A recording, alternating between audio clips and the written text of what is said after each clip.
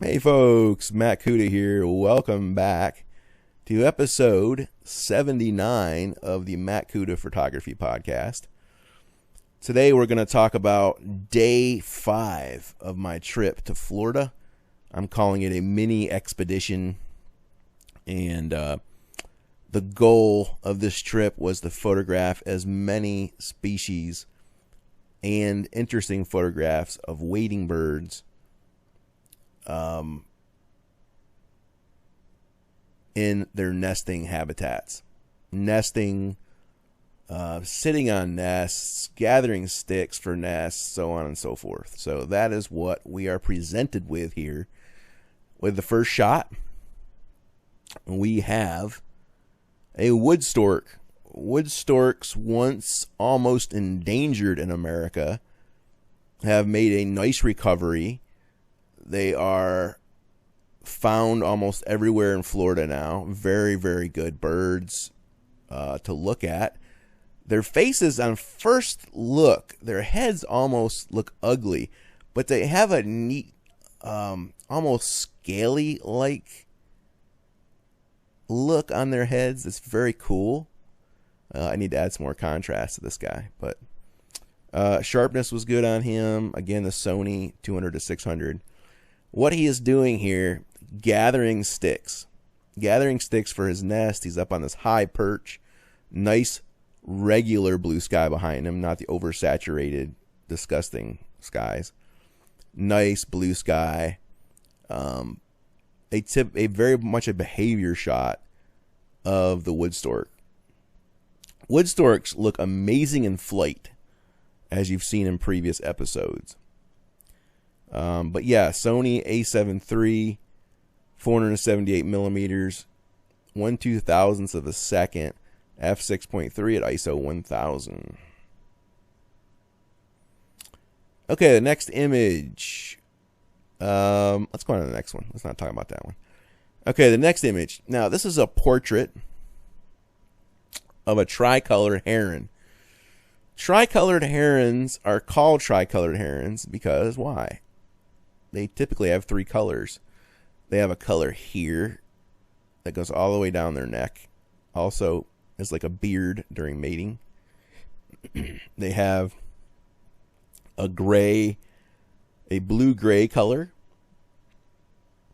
And then they have this beautiful rusty color. Oh man, they're just amazing looking. So I knew I wanted to get a very tight portrait, and this is what I would call a tight portrait of this bird. I love the background. Not too much modeling going on here. Good focus here. If I zoom in, check focus. Focus is really nice around that eye. You're really seeing the quality of that lens. Of course, as you go down the bill, it's going out of focus because the bill is slightly tilted toward me.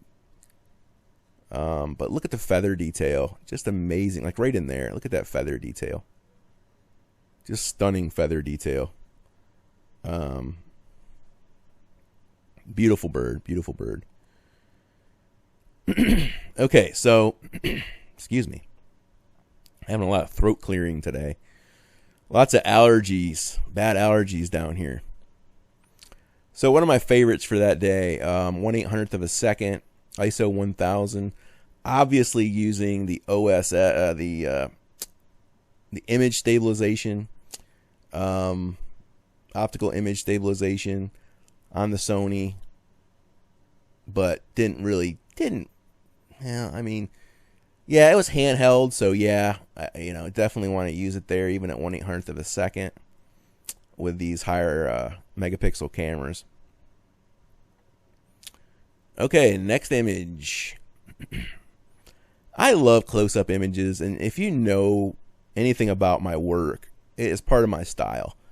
I love tight images. That's right, eyeballs and feathers. I don't care what you want to call it, Moose Peterson. No, I know you don't like them. But I love Moose, don't get me wrong. He's not a big fan of this type of photograph. I am. It's part of my style. I love it. Could this have been taken at a zoo? Yes, it could have. Was it? No, it was not. It was wild. But look at those beautiful pink feathers. Look at the detail in the eye here. Just stunning detail in the eye. Look at the iris. Oh my goodness. Just amazing. From a biological perspective, one of the reasons I like the photograph close up is it's a nice biological shot. It really shows you what they look like, what they really, really look like. You can see all the little wrinkles in their skin. The fuzzy feathers that are on their neck versus the rigid primary feathers here on their wings and so forth. So love that type of shot. 1/1600th of a second. Did I need 1/1600? No. Just happened to be riding it there. Probably was doing some flight shots. ISO 1000. Again with that beautiful Sony lens. Amazing. Amazing lens. Okay, next image. What? This isn't a wild bird. You're right. It's not a wild bird. This was taken at St. Augustine Alligator Farm, but not in the rookery. This was taken in the actual zoo portion. This is a yellow and blue macaw. I love macaws, don't you? Let's be honest. Don't you love macaws? Look at that. Look at that detail. Holy smoke. Is that lens a keeper or what? I rented it for this trip because I wanted to see if it was really nice. And is that lens a keeper or what? Holy smoke. I love this image. I love the background. The palms in the background. I love the yellow here with just a hint of sunlight popping in on them here from above. Just loved it. Absolutely loved it.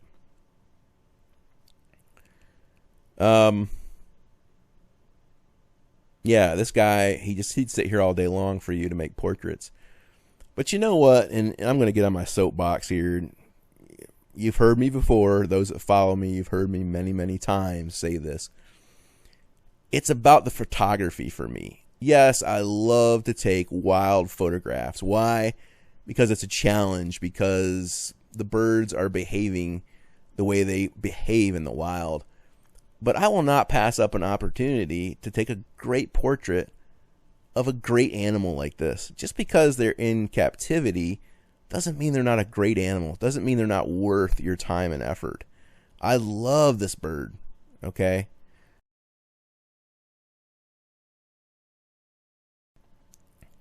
They have an amazing beak, by the way. Look at the size of that beak.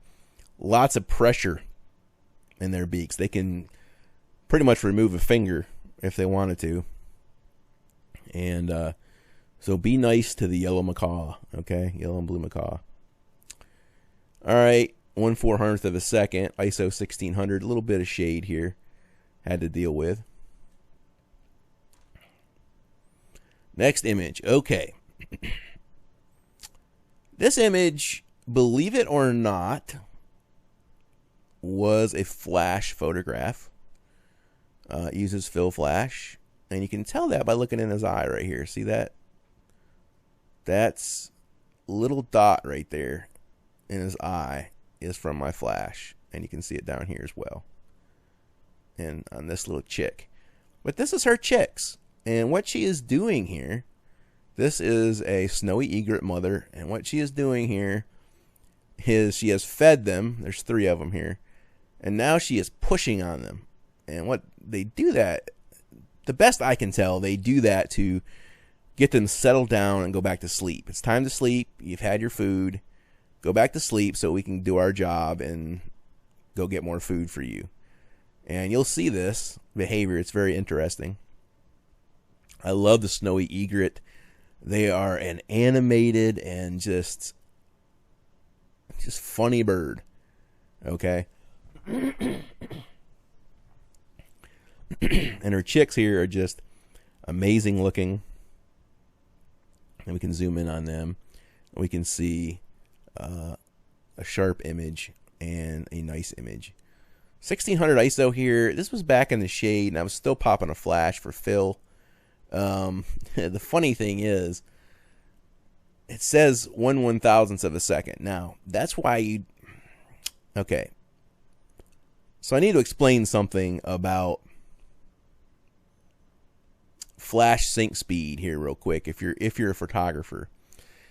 You want to be careful. I left it at 1/1000, didn't realize it in this case. I made a boo-boo. It was enough to throw a little bit of a sparkle in the eye, but as that focal plane moves across the image, some move left to right, some move top to bottom. Not sure how the Sony does. I'll have to look that up. But what will happen is you'll get black bars in here, or darkened spots you'll get, or lighter spots. I didn't really see that in this image. Sometimes you'll get it, sometimes you won't. It's kind of a luck of the draw thing. If you happen to get the timing just right, if that 1/1000th of a second timing is just right, then you won't get the black bar. But if it's even a little bit off, boom, they'll have, like, this part will be dark right here, for example. So very interesting. I've seen it do this before, and I just got lucky. That's all there is to it. Next image. Getting a little harsher light here. I'm not in love with the lighting in this image, but I love the subject. Down to ISO 800, f9, lots of depth of field. I wanted to, not lots, but I wanted to increase the depth of field here. I could have gone even farther, obviously. I'm at 1/5000th of a second. I should have taken it up even higher. I wanted to get these two in perfect focus. I wanted to show at least the eyes of both of them in focus. I didn't quite achieve that, I don't think. Let's take a look. Yeah, he's in focus, she's not. So I did not achieve the depth of field I wanted. However, she's not horribly out of focus. Okay. This is the mating pair, and I love to get shots of mating pairs. You'll see in my work I have mating pairs of bluebirds. I have mating pairs of hummingbirds, and so that's a shot that I look for. Yes, the background is busy, but you know what? The subject just, to me, overpowers that a little bit. Would it have been awesome if this was a perfect background? Yes. It would have made the shot 10 times better, but I'm happy with it. Definitely could have dropped this shutter down to 1/1000 or something like that. Boosted this up to, you know, f11 probably, you know, f11, f16, and I might have got both of them in at that point. Okay, so that is that. Love that shot. This shot, I can't take full credit for this shot. There was another photographer that was angling for the same shot, and when he got done, he was explaining how he did it. And I thought, you know, let me put my own flair on this. So the next day, I came in, and I found a little bit better lighting on one of the snowy egrets, and she is just hunkered right down in here. In the foreground, we can see the sticks of the nest coming up here into the nest and the shadows they're producing. And there she is, just hunkered right down, boy. She doesn't want anybody to disturb her, and I didn't. But she's just sitting there, protecting that nest, protecting those eggs. Her eggs hadn't hatched yet. And so I kind of like this image. It's definitely a behavior shot. It's the kind of image you need to explain a little bit to people. It's not something they pick up on right away.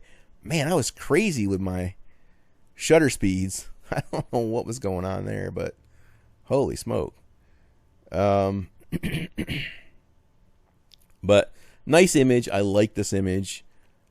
Okay, now here's a behavior shot of a juvenile, almost ready to fledge, roseate spoonbill, and you can see that they are getting fed by the mother. And it's kind of wild here, guys. If you take a look at this image, look at how violently the young one pushes into the throat, trying to get the mother to give him some food from their crop. They are particularly violent. All the chicks are. That's just the way God made them. That's how they get the mother's attention, and that's how they get the food they need. So this image is very much a behavioral shot. Lighting's not great. It's coming down from, I don't know, this might be 2 o'clock maybe in the afternoon or something like that. Coming down there. Not too great a lighting, but a good biological shot, no doubt about it. I think that might be it. Let's see here. Yeah, that's the last shot. So, what was my favorite from that day? If I had to pick one out of all these images, I'll tell you what, I am a sucker for close-up shots. If I had to pick one, I would pick this tricolored heron. I am just a sucker for portraits. I know they don't sell as well. I know they're not as popular as they used to be. I really don't care. I simply enjoy photographing them. So that would be my favorite. So a couple announcements wanted to run by. Don't forget, I'm running my my sale, or not my sale, my giveaway right now. I'm giving away Moravian Falls 12 by 18 image. Beautiful paper, watercolor paper, I believe. Go ahead, check that out. Go out to my website, click on the banner at the top, and you can enter. Okay, don't forget about my newsletter. I like to send out newsletters. Why do I send out newsletters? So you can find out what's going on. You can get a weekly photo of the week that you can look at, how I made it, so on and so forth.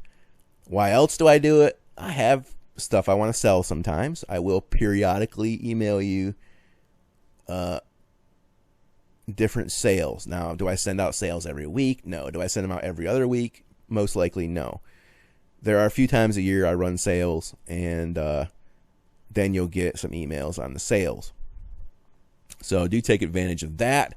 Oftentimes special offer codes and so on and so forth. So that's it for this episode. I want to thank you for watching.